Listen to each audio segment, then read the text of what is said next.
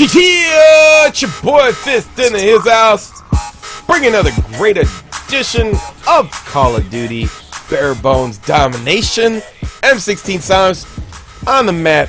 Oasis with Kick, Sleight of Hand, Assassin, and Stalker. You can see the secondaries, Lethal, and Grenades. And then, my FMG9s.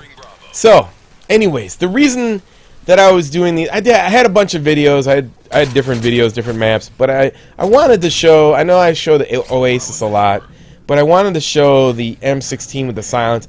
You know, I didn't know if I could get this gameplay because, you know, I didn't want to hear any excuses from people. I know they're gonna probably say something about it in the comments. FMG9. But here's the thing I want to cover about that. The M16 with the silencer is not an OP weapon. I'm not using any kill streaks. The bottom line is, if you're a good player, you're a good player. It doesn't matter if you're in Europe, England, America. But the thing, you know, here's the reality of it all. The most competition that you're going to get, only proven by the fact that, you know, we have the best MLG Pro players. I wouldn't say MLG. They're just the best Call of Duty Pro players are in the United States. So what does that tell you? The best players come from Xbox North America, you know. But that's not to discount the fact, and this is the point that I'm trying to make. It's not that discount the fact that, you know, there's good players in Call of Duty everywhere. They could be in England, they could be in Europe, they could be in Japan. If they're good, they're good. It doesn't matter, no matter where you put them, whether it's a game with kill streaks or without kill streaks, you know. So when people go down in my comments and put things like, you got 19 kills with your weapon, 32 kills with your streaks, look, it doesn't matter. It doesn't matter. I mean using the M16 on Oasis, and this thing that I keep getting with people crying and complaining about the FMG9. Let me explain the difference to you. If the FMG9s were a problem in the game, the developers would totally nerf them, and they have the ability to do that. And lastly, if the developers didn't think that they were proper weapons, and they have beta testers who they pay to test the weapons, if they didn't think it was proper, then it wouldn't be in the game. Now here's the difference between that and stuff that has no counter. And there's no counter for SitRep Pro.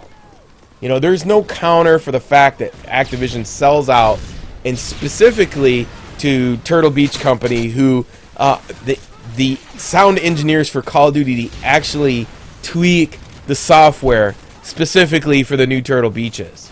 That's the difference. That is OP. You know, you are using headphones specifically programmed by the sound engineers from Treyarch Call of Duty Activision. That is a straight out sellout specific OP no counter situation. You know, there's the same thing with you throw smoke and somebody's camping on the flag, and you throw smoke on the flag, and somebody has thermal on their scope. As long as you have Assassin Pro and you use smoke, there's no counter for it. There's nothing no one can do. You can throw smoke, and if you have Assassin, there's no way they can see you. They don't know if you're going to go left. They don't know if you're going to go right. They don't know if you're going to go through it.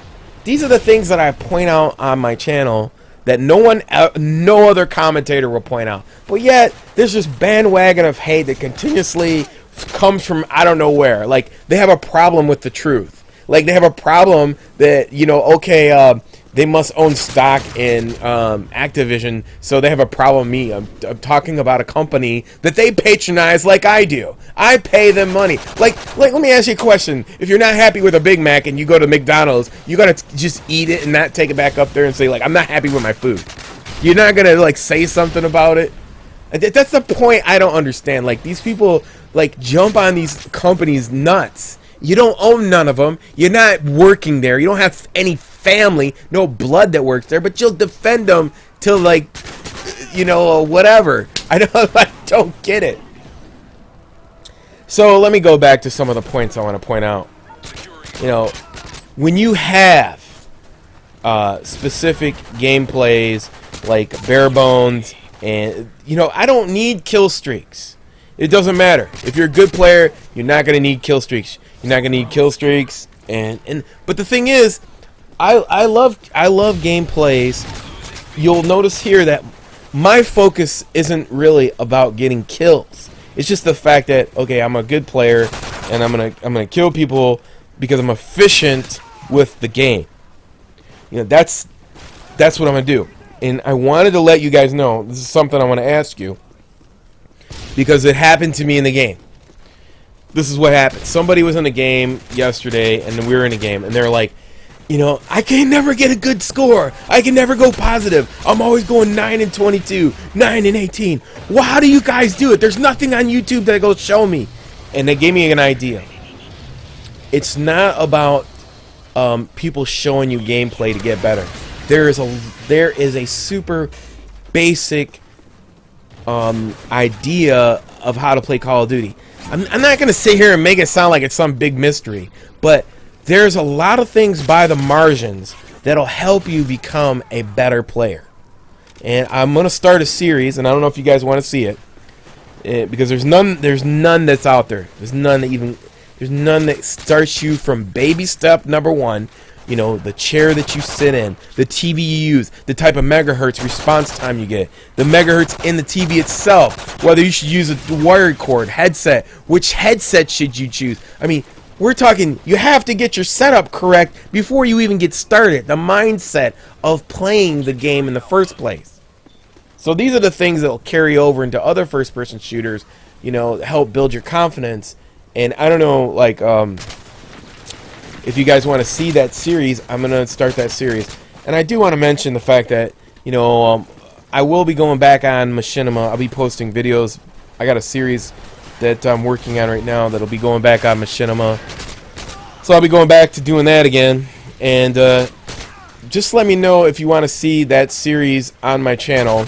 And I'll show you that, you know, basic, intermediate, advanced, you know, advanced player gameplay, and you know, we'll go over all of that to help you get to be a really better player. And that's, let me know if that's what you guys want to see, because I really am going to be serious about it. And this is going to be the best basic guide to normal to advanced, you know, guide that's out there. And it's for people who want to do gameplays, who just want to be a good player. And this can lead, this is like, you know, you could be, this could be amateur pro, you know, you could pro-am, you know, you're almost there, but you're not really there. So you have an opportunity. If you really wanted to go from my level to the next level, MLG, you could. You know, and there's a lot of people that have that ability, but they just don't have the time. There's a difference there. So anyways, going back to the gameplay, bare bones. You know, in this particular game type, out of 500,000 people online on Xbox Live, there is only 1,000, less than 1,000 people in this game type. So, you know, this is not a popular idea. You know, you don't have this. There's not a following for bare bones, and I think the problem is, and that's why we have a community playlist. And I hope that there is more proactive, you know, drive from the developers. You know, I've always said in the community playlist, you should be able to have a 9v9 team deathmatch, a 9v9 domination, a 9v9 kill confirm. If people want to play those, you know, if you had 9v9 team deathmatch bare bones, everybody would want to play it. You know, or here's a better idea. I think you should have 9v9 team deathmatch or domination, where you can vote on 3 streaks before the game. So let's say somebody, like, you could vote on 3 streaks. Everybody can vote on only 3 streaks, and that's the only one, and everybody will have the same 3 streaks. So before the game starts, you know, the streak list comes out, and everybody can vote on which streak they want to vote on. I think that would be a great idea. Because, you know, you would see people, you know, nobody would want the big streak to be put on them.